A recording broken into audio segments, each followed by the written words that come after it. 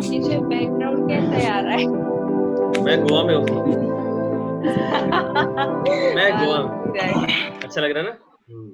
Nice.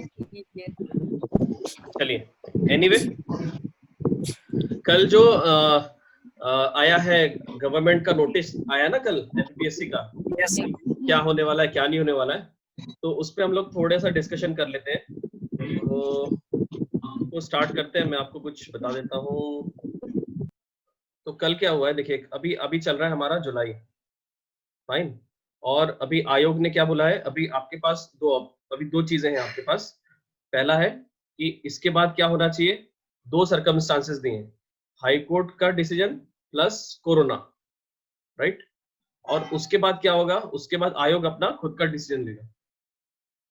तो decision क्या लेगा, डिसीजन में बनाएगा वो अपना कैलेंडर, ईयर का कैलेंडर जो होता है वो अपना उसका डिसीजन रहने वाला है, फाइन।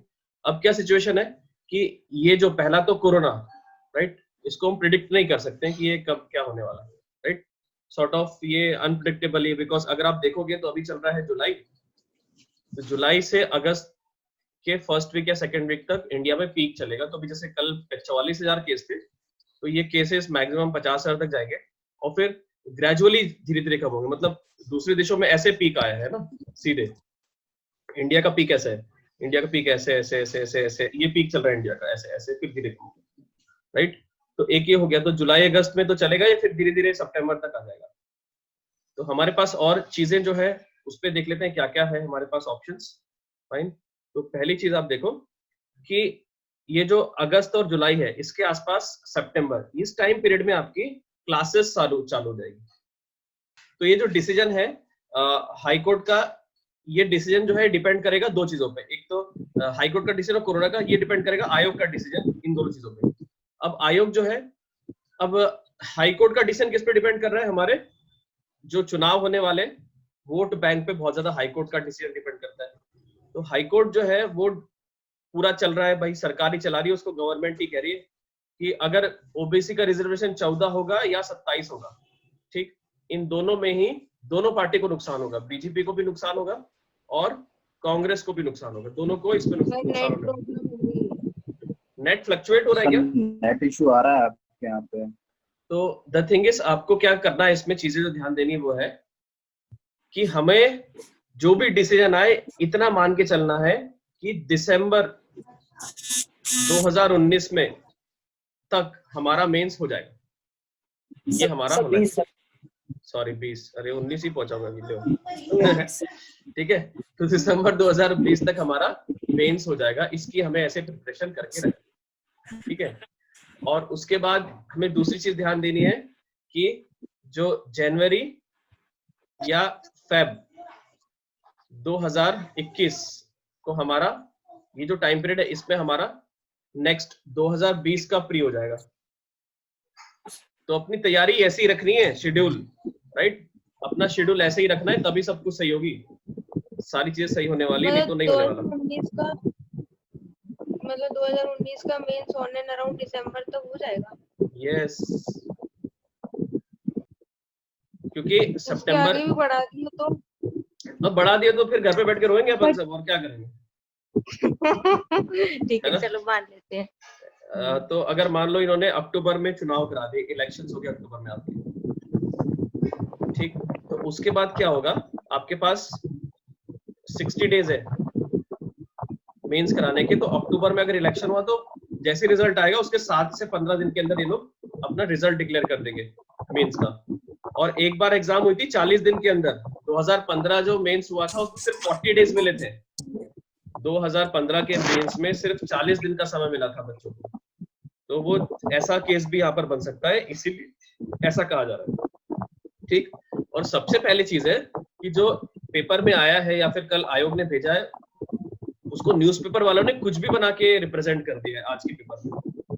सबसे इंपॉर्टेंट चीज है कि शेड्यूल जो है साल का, वो शेड्यूल को इन्होंने डिमोलिश कर दिया है, एक नया शेड्यूल बनाने वाले हैं। तो वो नया शेड्यूल जो रहेगा उसमें एग्जाम जो ऑलरेडी रनिंग एग्जाम है, जैसे ये वाली रनिंग एग्जाम है, ये थोड़ी खत्म होगी यार, ये तो होती है, तो कंफर्म होनी है ऐसा, ठीक है। चलो, और एक चीजें क्लियर हो गई, ठीक है। उसके बाद किसी को कुछ पूछना हो तो पूछो, नहीं तो मैं तुम्हें कुछ टैलेंट दिखाऊं मेरा। हैं? किसी को कुछ पूछना हो तो बताओ। तो मतलब ये है कि इस बात की कोई गारंटी नहीं है कि आपका रिजल्ट आने के बाद फिर भी आपको 2 महीने दिए जाएंगे, है ना? मतलब 40 दिन में भी हाँ पेपर करवाया जा सकता है। एग्जैक्टली, आपको कम तो टाइम पे मतलब भी दिया प्रिपरेशन जाएगा। के हिसाब से वैसे मतलब भी 40 पीएससी दिन में भी अपन कवर कर अगर सकते कुछ हैं। नया करती एक मिनट फिर से बोलो, फिर से बोलो। वैसे भी जब पीएससी हर साल कुछ नया करती है तो इसमें क्या पता करोगे, कुछ भी हाँ हो सकता है। ठीक है, मतलब कोई दिक्कत नहीं। मतलब इलेक्शन की डेट तो प्रिडिक्ट नहीं है, तो ये भी तो पॉसिबिलिटी कि नवंबर एवरीथिंग इज, दिसंबर तक इलेक्शन होंगे। ये सब पॉसिबिलिटी और प्रोबेबिलिटी ही है, कुछ नहीं है, सिर्फ पॉसिबिलिटीज चल रही है। आचार संहिता भी लगेगी आचार संहिता लगेगी ना, इन इलेक्शंस की। तो कुछ ही एरिया पे है ना ये इलेक्शंस, तो सब जगह थोड़ी है। अब आचार संहिता से अपने को कुछ लेना देना नहीं है। एक चीज समझ लीजिए, आचार संहिता से अपना कोई मतलब नहीं है, क्योंकि अगर इलेक्शन डिक्लेयर होगा तो 190% चांस है, 80 to 90% चांस है कि इलेक्शन के बाद ही हाई कोर्ट रिजल्ट देगा, ठीक। और 20 to 10% चांस है कि हाई कोर्ट पहले रिजल्ट दे देगा बिफोर इलेक्शन, ठीक है फाइन। लेकिन अगर ऐसा लग नहीं रहा है सर, क्या नहीं लग रहा है? इलेक्शन के पहले रिजल्ट दे देंगे ये लोग। मैं बताऊं तुम्हें, अभी अगर रिजल्ट आ जाएगा ना तो आधे लोग तो बेहोश हो जाएंगे कि बोले आप क्या करें, मेंस कैसे दें। समझ में आ रहा है? तो ये टाइम है पढ़ने का अच्छे से, अगर आप ढंग से पढ़ लो यही टाइम है, जो पढ़ेगा उसका सिलेक्शन होगा, जो नहीं पढ़ेगा वो फिर नमस्ते उसको। सर पर बात ये है ना, अगर जैसे एक बार अगर ये रिजल्ट निकाल देते हैं तो हमको कंफर्म हो जाएगा कि हमको पढ़ना है मेंस का या नहीं। क्या तुमको नहीं पढ़ना है क्या? नहीं, मुझे नहीं पढ़ना है। भाई वो तो क्लियर हो गया ना कि भाई लास्ट ईयर का अगर, अरे ये कौन सा चालू है, अगर लास्ट ईयर का अगर आपका कट ऑफ निकल रहा है, कट ऑफ, तो इस साल का भी निकलेगा, बस बात खत्म। लास्ट ईयर का कट ऑफ निकल रहा है तो इस साल का भी कट ऑफ निकलेगा, दैट्स इट। पहला अभी क्या करना है ना, अभी आपको ऑप्शंस क्या क्या आपको करना क्या क्या चाहिए।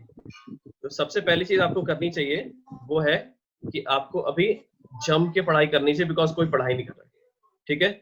आपको सिर्फ और सिर्फ पढ़ाई करनी अच्छे से, और पढ़ाई ऐसे नहीं करनी कि सिर्फ बुक उठाया और पढ़ना चालू कर दिया। आपको स्टडी करनी है, रिवीजन करना है और आंसर राइटिंग करनी है भाई, ये सबसे इंपॉर्टेंट है। अगर आंसर राइटिंग पे फोकस नहीं रहेगा तो बिल्कुल मजा नहीं आएगा, कुछ भी हो जाए। बहुत सारे लोग हैं जो डीसी डिजर्व करते हैं, वो सिर्फ आंसर राइटिंग के चक्कर में डीसी से नायब तहसीलदार की पोस्ट मिलती है उनको। तो आपके साथ ऐसा नहीं होना चाहिए, और ऐसा नहीं कि उसके बाद फिर हमें पोस्ट भी नहीं मिले, तो ये ऐसा नहीं होना चाहिए ना। तो आंसर राइटिंग इज मस्ट। जो भी पढ़ते हो दिन भर में सुबह से लेकर शाम तक, उसको 1 घंटे बैठ के लिख लो।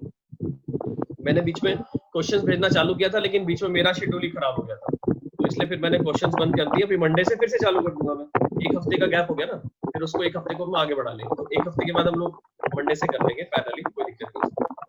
पहला है आपको पढ़ाई करनी है, रिविजन करना है, आंसर राइटिंग। अब आंसर राइटिंग करनी कैसी है ये भी हम देख लेते हैं। तो आंसर राइटिंग जो आपको करनी है उसमें आपको ध्यान देना है कि वर्ड लिमिट और टाइम लिमिट, पहले इनका ध्यान रखना है कि विद इन वर्ड लिमिट और विद इन टाइम लिमिट, और उसके बाद आपके स्किल्स पे काम करना है। स्किल्स इंक्लूड करेगा कि आप आंसर लिखते कैसे हैं, राइट, आपका कंटेंट कैसा है, आपकी हैंडराइटिंग कैसी है, राइट, इन सब चीजों पे काम रहेगा। आप कितना फ्लो चार्ट का यूज कर रहे हैं, आप कितना डायग्राम बना रहे हैं, आप फ्लो चार्ट कैसे यूज कर रहे हैं, तो ये आपका सब चीजें होनी चाहिए क्लियर, फाइन।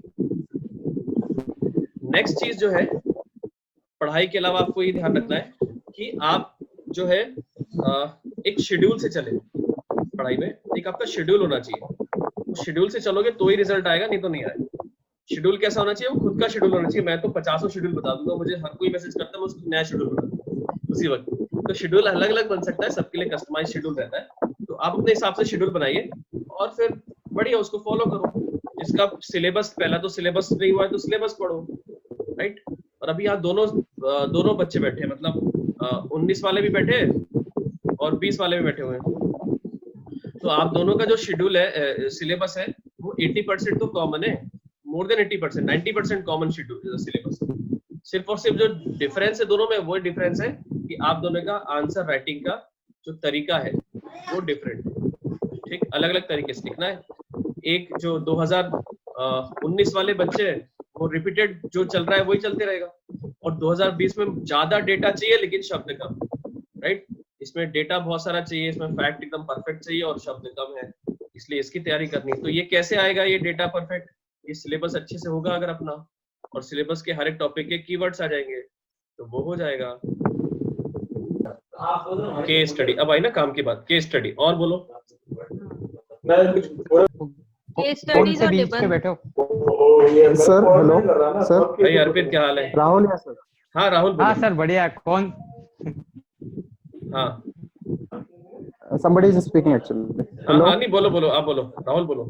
हाँ सर, मैं ये बोल रहा था कि अभी आपका डेली टेस्ट चल रहे थे वो बंद हो गए। मंडे से चालू जाएंगे, राइटिंग प्रैक्टिस वाले मंडे से चालू वापस जाएंगे। मैं अभी ब्रेक में था। हाँ ओके सर, ठीक है ना, ओके मैं भी ओके, ब्रेक हाँ में था। ठीक है। हाँ तो मंडे से अपन कर लेंगे उसको। Hello sir. हाँ जी, हाँ स्वीटी बोलो।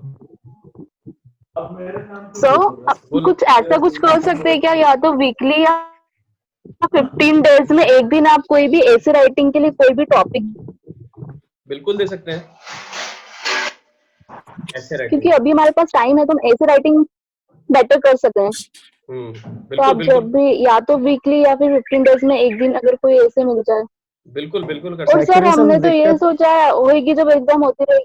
हाँ ये एक्चुअल में और सर सर ये है कि एग्जाम होगी जब होती रहेगी, अपने साथ तो तैयारी करते हैं। एग्जैक्टली यही होना चाहिए सेटअप कि आपका और वहाँ ठीक है सर। और सर जिंदा, और सर ये भी तो है कि कोरोना चल रहा है, जिंदा रहेंगे तो फिर पढ़ लेंगे, क्या है। अभी जिंदा तो रह ही रहे हो, कहाँ इतनी नेगेटिव बात करते हो? फोन ले जा रहा तुम्हें यहाँ से। सर ये एवेल्युएशन का मेन है सर, मतलब हम लिख तो देते हैं but who is going to evaluate it, that is the issue.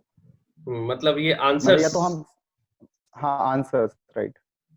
Answer evaluation. तो आप ग्रुप की बात कर रहे हो कि जनरलाइज्ड कर रहे हो कि भाई जो?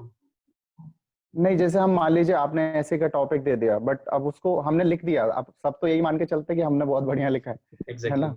बट उसका अगर हमको एक एवेल्युएशन भी अगर मिल जाए, जस्ट गाइडेंस या फिर एक मॉडल आंसर भी मिल जाए, तो that will be enough for us to you know evaluate मैं ऐसे के लिए, हमने किया है क्या। हाँ मैं ऐसे के लिए बता दूंगा मैं, या फिर किसी से Yes, बात sir. करवा दूंगा, है ना। हिंदी मीडियम की कोई फैकल्टी है हम्म। बढ़िया, मतलब जो ऐसे पढ़ाते हैं वो, राइट, Yes, और yes. जिनकी कमांड बहुत अच्छी है। भाई Okay. देखिए, हम्म। चलो आज ऐसे ही बता दूं क्या? मैंने सर ये बताइए पेपर 2 कब स्टार्ट होगा? मंडे। मंडे से पेपर 2 पॉलिटी स्टार्ट होगा। पॉलिटी तो खत्म होने वाला है। नहीं पॉलिटी नहीं हुआ ना स्टार्ट? हो गया पॉलिटी स्टार्ट? हो गया सर, स्टार्ट हो गया। पॉलिटी के तो हो गए क्वेश्चंस, एक ही क्वेश्चन बचा था बस। एथिक्स के क्वेश्चन दे देना प्लीज पेपर 2 में। एथिक्स का नंबर आएगा अभी, सोशल इश्यूज चालू होगा ना नहीं तो नहीं, पार्ट। एथिक्स नहीं, एक्ट से क्वेश्चन दे रहा, मतलब मेरा ये Sir, Act from के- Monday, I think science and technology will started, right? हाँ मैं एक बार शेड्यूल देख लेता हूँ, मुझे याद नहीं आ रहा, रुक जाओ कहाँ रख दिया मैंने हाँ, शेड्यूल। क्योंकि इस संडे तो सोशल हेल्थ का है ना एग्जाम। हाँ नहीं, आज की तारीख कितनी है? आज है 24। 24। अभी हम सेकंड पेपर का सेकंड पार्ट है उसको स्किप कर रहे हैं। ओके ठीक है। ठीक है, और हम लोग चालू करेंगे इकोनॉमिक्स। नहीं फिर तो उसके बाद ये रहेगा ना साइंस एंड टेक, अगर उसके फॉर्मेट में चलेंगे तो मतलब साइंस टेक है क्या? साथ में चलते हैं। ठीक है चलो यस सर, साइंस टेक कर साइंस लेंगे। And tech. चलो साइंस टेक, मंडे से साइंस एंड टेक। ठीक है, अब मेरी बात ये है, देखिए सुनिए मेरी बात सभी, कि मुझे अगर आप ग्रुप में आंसर भेजे या ना भेजे, मुझे उससे कोई फर्क थोड़ी पड़ेगा और आपको भी फर्क नहीं पड़ना चाहिए। बट आपको लोग रोज आंसर लिखना है, और अपना एक नए लोगों के लिए खासकर अपना एक बना के चलो आंसर बुक्स। एक अपना बैंक बन जाएगा तुम्हारा, वो बैंक बहुत काम का होता है। वो Yes, sir. आंसर जो लिखे होते हैं ना वो बहुत सही रहते हैं, क्योंकि फिर जब आप देखते हो तो आपको लगता है, क्योंकि आप सबसे अच्छा आप खुद ही को जानते हो, और आप अगर 6 महीने बाद या 4 महीने बाद अपने आंसर देखोगे तो आपको समझ आ जाएगा कि मैंने किस लेवल की प्रोग्रेस करी है या नहीं करी है। किसी का माइक है ना, कोई माइक बंद कर लो। मेरा माइक नहीं है। एनीवे चलो, तो ये भाई अपने आंसर बैंक जो है वो बना के बढ़िया बन लो, बाकी कोई दिक्कत नहीं यार, मतलब अच्छा मैं एक चीज बोलना चाह रहा था, ये ऐसे समझ में आ रहा है मैं जो ये कार्यक्रम कर रहा हूँ ऊपर, यस सर। है ना? फॉर एग्जाम्पल अगर मैं आपको यहाँ पर एमपी का मैं अगर आपको कुछ पढ़ाना चाहता हूँ, फॉर एग्जाम्पल मैंने आपको ये पढ़ा दिया, यस राइट? जैसे मैंने एमपी का मैप बना दिया एग्जाम आप में, एमपी का मैप बनाना सिखा दो। ये अच्छा मैं फिर से दिखा देता हूँ। देखो जैसे मैं देख रहा हूँ ना, बहुत ध्यान से आग लगा के देखना, वैसे ही बनाना है, ठीक है? एमपी का मैप बनाने में क्या है,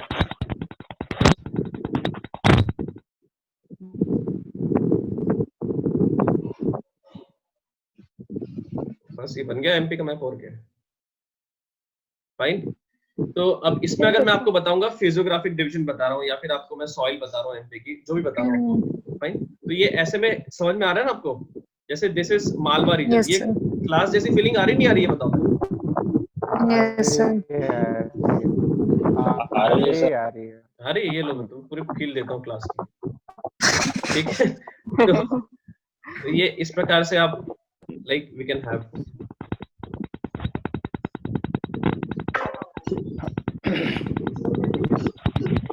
कूल। तो ये थोड़ा सा गलत बन गया, ये हेलीकॉप्टर किसने उड़ाना है?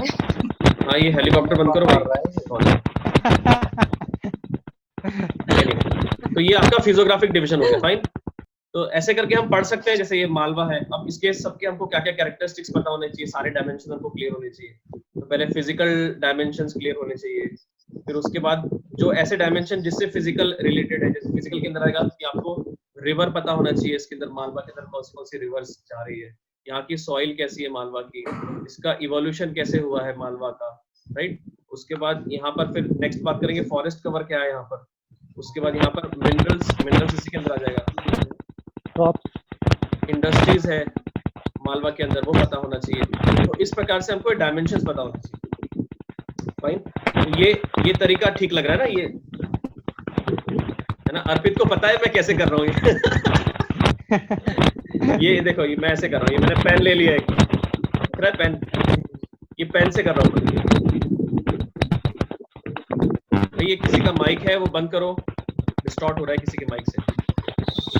ये वाला पेन सर, हाँ ये वाला पेन, ये बहुत बहुत सही पेन है ये, राइट? बहुत इफेक्टिव है। तो ये हो गया। तो फिर ये सेंट्रल, अभी जैसे इस साल के अभी टेस्ट सीरीज में क्वेश्चन आया था इसके ऊपर, राइट? तो ये किसी ने रिवर लिख दिया, सॉइल लिख दी, मिनरल लिख दिया और उसकी लोकेशन लिख दी, बस 3 नंबर मिलेंगे, 3 आउट ऑफ 3। यही तो तरीका होता है एमपीपीएससी में, क्या कुछ भी नहीं है। चलिए, तो भाई 10 मिनट में कॉल बंद हो जाएगी, 40 मिनट का फ्री है। अपन ने सब्सक्रिप्शन बड़े भाई ने ले रखा, अपन ने उनसे लिया नहीं नंबर अभी। तो किसी को कुछ पूछना है तो पूछ लो, या फिर कुछ मैं समझा दूं टॉपिक। हाँ बोलो। केस रिलेटेड, केस स्टडीज कैसे करते हैं केस स्टडी? हाँ अच्छा, आपने केस स्टडी पढ़ी है कोई? हाँ पढ़ी हुई है। हाँ चलो बताओ। आई मीन प्रॉपर डायमेंशंस नहीं, बस प्रॉपर डायमेंशंस वगैरह मतलब कैसे लिख सकते हैं? केस स्टडी जो है ना आपकी, केस स्टडी, उसके अंदर बहुत ध्यान से सुनिएगा, 3-4 चीजें ध्यान रखिएगा, ठीक है? पहला है आपका स्टेक होल्डर्स कौन से इसके अंदर, ठीक? जो भी स्टेक होल्डर्स हैं, जैसे फॉर एग्जांपल एक एमपीपीएससी है, ये इसको अभी की केस ले लेते हैं ना, अभी ले लेते हैं केस, ठीक है? जैसे एमपीपीएससी है अभी जो चल रहा है, हाई कोर्ट है, ठीक है? पॉलिटिकल पार्टी है, ठीक है? उसके बाद आप हो, आप कौन हो? आप एक न्यू आईएएस हो, ठीक है? जिसको बच्चों का एग्जाम कंडक्ट कराना है। तो इसमें क्या हो गया, ये स्टेक होल्डर्स हो गए 4, फाइन। फिर ये स्टेक होल्डर्स एक दूसरे से कैसे कनेक्टेड है? अरे ये समझो जैसे आप सीआईडी का केस सॉल्व कर रहे हो, पुलिस वाला, तो उसके अंदर खून किसने किया, खून कौन कौन सस्पेक्ट है, उनके बीच क्या रिलेशन है, सेम ऐसे ही आपका नॉर्मल केस में भी वही, इनके बीच क्या रिलेशन है, गिव एंड टेक कहाँ रिलेशन है। फिर उसके बाद दूसरी चीज याद कीजिए कि यहाँ पर कौन सी वैल्यूज इन्वॉल्व, इनके बीच में वैल्यूज कौन से इन्वॉल्व है। फॉर एग्जांपल अगर आप आईएएस हैं और आपको कुछ डिसीजन लेना है, तो आपकी पब्लिक के टुवर्ड्स क्या क्या वैल्यू इन्वॉल्व है। तो पब्लिक के टुवर्ड्स आपका कंपैशन होना चाहिए, वो जरूरी है, अगर नहीं है तो क्या मतलब आपका कंपैशन, ठीक है? आपको अपना काम अच्छे से करना चाहिए, तो आपके अंदर ऑब्जेक्टिविटी होनी चाहिए, ठीक? आप घपला नहीं करोगे, तो आपके अंदर क्या होना चाहिए, इंटीग्रिटी होनी चाहिए। फिर आपका वर्क सबको दिखना चाहिए, प्रॉपर चैनल से करोगे तो ट्रांसपेरेंसी चाहिए, है कि नहीं? तो ये क्या है, सारे टर्म्स हैं। तो तो इसका सबसे अच्छा तरीका क्या होता है केस स्टडी का, जो मैं आपको बताता हूँ। जब भी आप केस करोगे, पढ़ोगे, जब whenever you will read the case, just highlight the major stakeholders in the case and write down the values which could be possible or involved। जब भी केस पढ़ोगे तो जो स्टेक होल्डर्स हैं उसको अंडरलाइन करते हुए जो जो वैल्यू है वही केस में क्वेश्चन में लिखना चालू कर दो। और इससे क्या होगा, जब आंसर लिखोगे तो ज्यादा इफेक्टिव। तो ये समझने के लिए था, पहला समझने के लिए। अब दूसरा सॉल्यूशन। सॉल्यूशन हमेशा डिसीजन मेकिंग वाला होता है, डिसीजन 1 या डिसीजन 2, इसके पॉजिटिव, इसके नेगेटिव, इसके पॉजिटिव, इसके नेगेटिव, और लास्ट में कंक्लूजन में एक कंस्ट्रक्टिव कंक्लूजन जो सबसे निकल रहा है। हो गया केस के क्वेश्चन सॉल्व। थोड़ा बहुत समझ में आ गया है ना? हाँ जी, और बताइए। 5 मिनट है हमारे पास। सर ये पीएससी का जो कल नोटिफिकेशन आया, इसके क्या मायने हैं? वो हमने डिस्कस किया अभी थोड़ी देर पहले वही। इसके मायने हैं बहुत शॉर्ट में बताता हूँ। चलो एक बहुत शॉर्ट बताता हूँ, ठीक है। इसका पहला है कि एमपीपीएससी जो है वो एक्टिव है, वो आपको भूला नहीं है, भले वो मैसेज में कुछ और लिख रहा हो।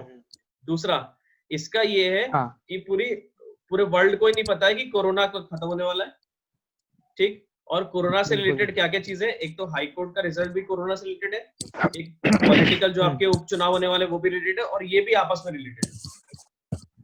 अच्छा। तीसरी चीज, सारे पेपर जो है वो सबके सब आगे मतलब एक्सटेंड कर दिए गए, एसएससी वगैरह इन सब के भी सब हो गया ना। अभी एसएससी की शायद 27 अक्टूबर डेट आई है, कल परसों की, आप पता है लास्ट वीक की न्यूज है, तो वो बढ़ गया आगे, राइट। तो कोई रिस्क नहीं लेना चाहता, तो अगर सरकार भी अगर चाहेगी तो वो दिसंबर सोच के चल रही है अब।